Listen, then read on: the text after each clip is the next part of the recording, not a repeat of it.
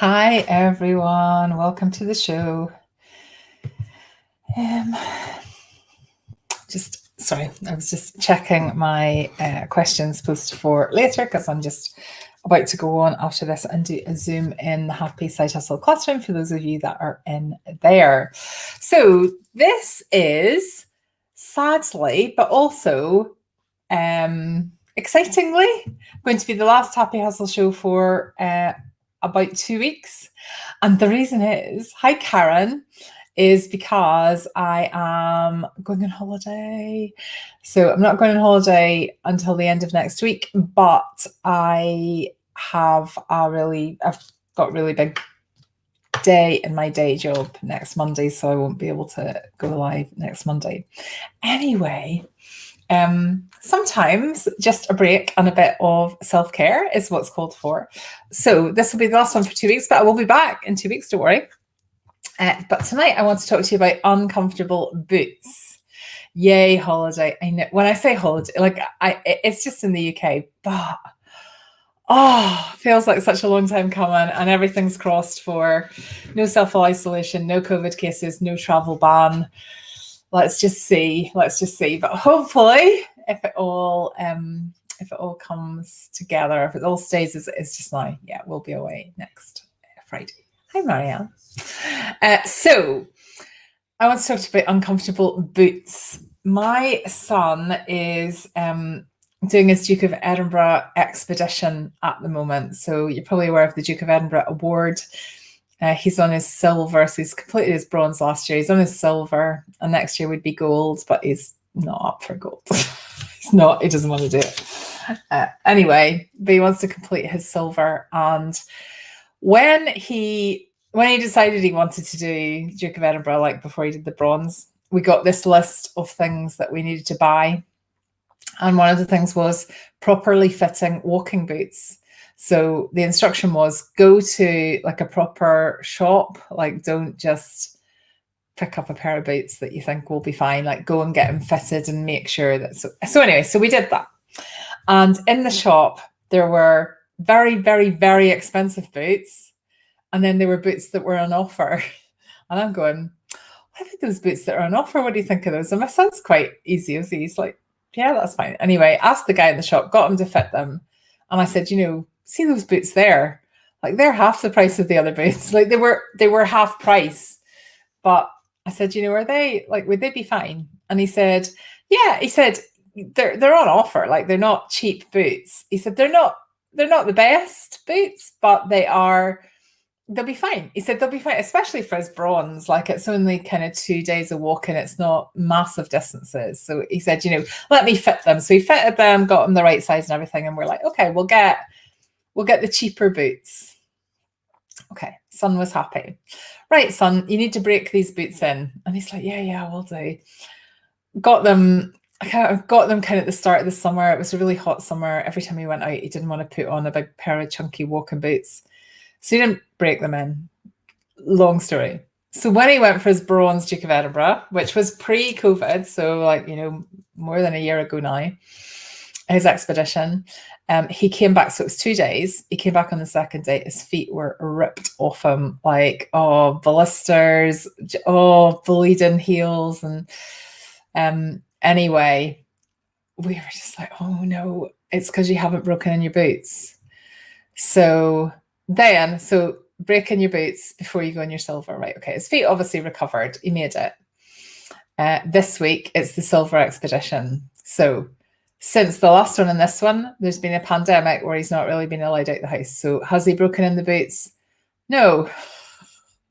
So he goes off yesterday on his day one of his expedition, and it's all because of COVID. They're not allowed to camp, so they go away for the day and they walk, and then they come back again. They go away the next day and they go away. So it's 3 days. And he came back yesterday, and you should have seen his feet. He was just like, to the point where my husband said to me, I don't think we can let him go today. Like, I think it would be totally cruel, but he's really keen to go. He just needs to do 2 more days, and then that's it. That would be him finished the award. So we got all the plasters, like everything you can imagine, like Googled, what do you do? Used tape on his feet, and Anyway, today he went in his trainers with his boots in his bag to say to the leader, would it be okay if I wore my trainers for part of it? Because these boots are like killing me. And the leader, I don't think they were supposed to, but the leader didn't seem to notice or whatever, or he was just kind and he noticed that he was totally hobbling. So he was able to wear his trainers today. He's come back tonight. And honestly, all day today, both me and my husband felt sick. So we're just like, I know, like he was in really bad pain this morning, even trying to get his socks on. And so he came back tonight. I went and got more blister plasters and everything today. Came back tonight and he'd been in his trainers all day. So it was a wee bit better, but still blood and just rotten, absolutely rotten. And he's got to go out tomorrow again. Day 3 of these really sore feet. So the first day was flat, second day was kind of up and down a lot of hills, tomorrow up and down a lot of hills again. So he's got to go out in pain. So we had to give him painkillers to kind of just fight through it. And the worst thing about tomorrow is it's his birthday. So it's his 17th birthday. He's going to be walking on feet that he can hardly walk on. He might have to wear the boots that are just, like he said, as soon as I get home tomorrow, those boots are going in the bin, like we're going to burn them or something. Because the moral of the story is, don't buy cheap boots. Second moral, break them in when you're told. But thirdly, the other thing, what the kind of segue here into side hustling is, this morning, even my husband, who's quite kind of, he's quite just no nonsense, get on with it, said to me, I don't know if he should go. Like, I don't know, because it's like he's really in pain. He's really struggling. Like, he wants to go. I think he should go. So we spent all day uptight, like nearly waiting for the phone call to go, he actually can't walk anymore because his feet were that bad.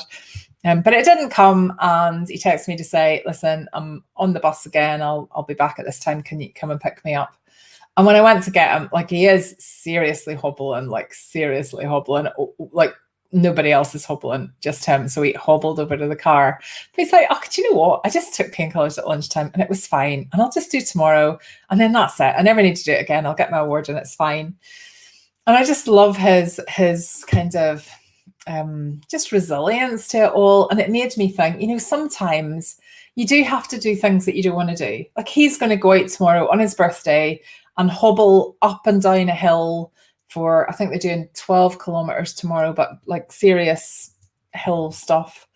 It's not what you would choose to do, but sometimes you've just got to do it to get where you want to be. He wants to have a silver Duke of Edinburgh award to put on his CV and on his uni application and stuff. And sometimes you've just got to do the thing. And actually, at the end of it, it's never as bad as you think it's going to be. So today I was thinking, what if I get a phone call and, like, what if he really can't walk when he gets back and then he can't go tomorrow? What will that mean? He'll have done everything except the very final day. And as lots of stories going on in my head. And I know about stories in my head, as you know, but when he's come back, like, it hasn't been great, but he's just got through it. He's just done it. And he's so happy that he's done it. And by tomorrow night, he's going to be even happier because it'll be his birthday. He'll be home and then he'll be able to just put on a pair of slippers and that'll be it for probably a week. But it just made me think, sometimes you've just got to do the things. So the things that you don't want to do that are going to get you to where you want to be in your side hustle, whatever that is, sometimes you just got to do the things. And whatever stories you're making up in your head, whatever you're telling yourself about how this is going to be really bad, or, what the reasons why you absolutely don't want to do it, when you look back on things, they're rarely as bad as you imagined they were going to be. So I am all about joy, as you absolutely know. Your side hustle should bring you joy. Sometimes, though, you've got to do the things that don't bring you joy, like accounts, like some types of marketing. You have to be visible. You just have to. Sometimes you just have to. And when you look back on it and your feet have healed and the scars have healed, you'll be glad that you did it.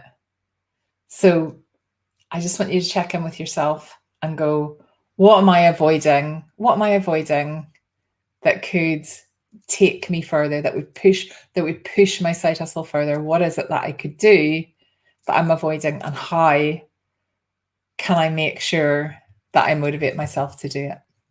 I can see lots of comments here, but I have to go because I need to be live in the classroom at 6:30. So I will read them and reply to them a little bit later. Thank you so much for coming along and for watching today. As I say, a couple of week break, but I will be back not next Monday, in 2 weeks on Monday. I'll be back 2 weeks on Monday with a Happy Hustle show then. In the meantime, have a wonderful start to the summer. Summer holidays kick off. Well, the schools finish tomorrow in Scotland. Well, and I think they finished at various points this week, but I think tomorrow is the last day that schools finish in Scotland. So we're going right into our summer holidays.